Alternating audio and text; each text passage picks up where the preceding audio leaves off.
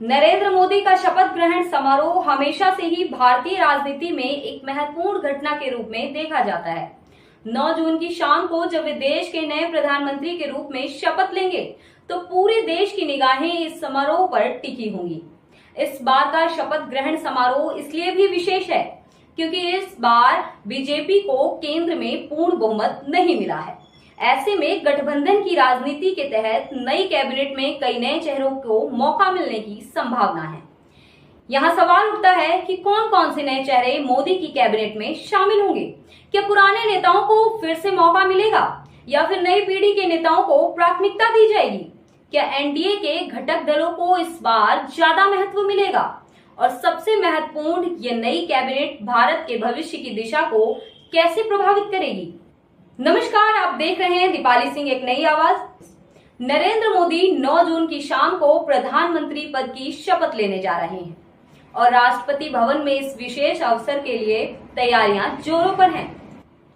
नरेंद्र मोदी 9 जून की शाम को प्रधानमंत्री पद की शपथ लेने जा रहे हैं और राष्ट्रपति भवन में इस विशेष अवसर के लिए तैयारियां जोरों पर हैं। इस बार का शपथ ग्रहण समारोह इसलिए भी दिलचस्प है क्योंकि बीजेपी को पूर्ण बहुमत नहीं मिला है और उसे एनडीए के घटक दलों के साथ मिलकर सरकार बनानी पड़ रही है। इस स्थिति में यह देखना महत्वपूर्ण होगा कि मोदी कैबिनेट में कौन कौन से नए चेहरे शामिल होंगे। आखिर बिहार और झारखंड से कई सांसदों को मंत्री बनाए जाने की भी संभावना है। जनता दल यूनाइटेड से लल्लन सिंह, संजय झा, सुनील कुमार और रामनाथ ठाकुर के नाम सबसे आगे चल रहे हैं। लोक जनशक्ति पार्टी से चिराग पासवान का नाम भी प्रमुखता से सामने आ रहा है। वैसे तेलुगु देशम पार्टी के नेता चंद्रबाबू नायडू ने राम मोहन नायडू का नाम कैबिनेट मंत्री के तौर पर प्रस्तावित किया है और टीडीपी कम से कम 3 या 4 पद मांग सकती है। महाराष्ट्र से एकनाथ शिंदे अपनी पार्टी के वरिष्ठ नेताओं को मोदी कैबिनेट में भेजने का विचार कर रहे हैं। हालांकि अभी तक उन्होंने इस पर कोई आधिकारिक टिप्पणी नहीं की है। इस बार के लोकसभा चुनाव में मोदी सरकार के कई मौजूदा कैबिनेट मंत्री चुनाव हार चुके हैं।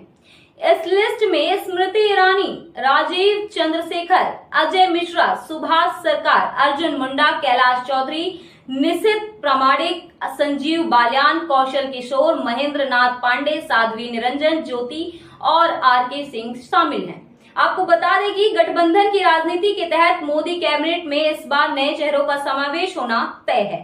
एनडीए के घटक दलों को भी इस बार महत्वपूर्ण पद मिलने की संभावना है, जिसे देखना दिलचस्प होगा कि मोदी किस प्रकार अपने सहयोगी दलों को संतुलित करते हैं। वैसे मोदी कैबिनेट में पुराने और नए नेताओं का संतुलन बनाना एक चुनौतीपूर्ण कार्य होगा। चुनाव हारने वाले मंत्रियों की जगह नए चेहरों को मौका देना होगा, जिससे देखना महत्वपूर्ण होगा कि कौन कौन से नए चेहरे इस बार मंत्री बनते हैं। बाकी बिहार, झारखंड, महाराष्ट्र और अन्य राज्यों से नए मंत्रियों का समावेश क्षेत्रीय संतुलन बनाने में मदद करेगा। इससे यह सुनिश्चित होगा कि सरकार का प्रतिनिधित्व विभिन्न राज्यों और समुदायों से हो, जिससे केंद्र सरकार की नीतियों में सभी का समावेश हो सके। हालांकि गठबंधन की राजनीति भारतीय राजनीति का अभिन्न हिस्सा रही है। 2014 और 2019 के लोकसभा चुनावों में भी हमने देखा कि कैसे विभिन्न दलों के गठबंधन ने सरकार बनाने में महत्वपूर्ण भूमिका निभाई थी। इस बार भी 2024 के चुनावों के बाद गठबंधन की राजनीति ने एक बार फिर से महत्वपूर्ण भूमिका निभाई है।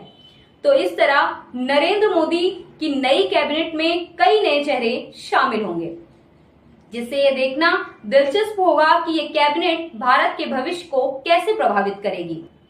गठबंधन की राजनीति के तहत एनडीए के घटक दलों को महत्वपूर्ण पद मिलेंगे, जिससे सरकार में संतुलन बना रहेगा। नमस्कार।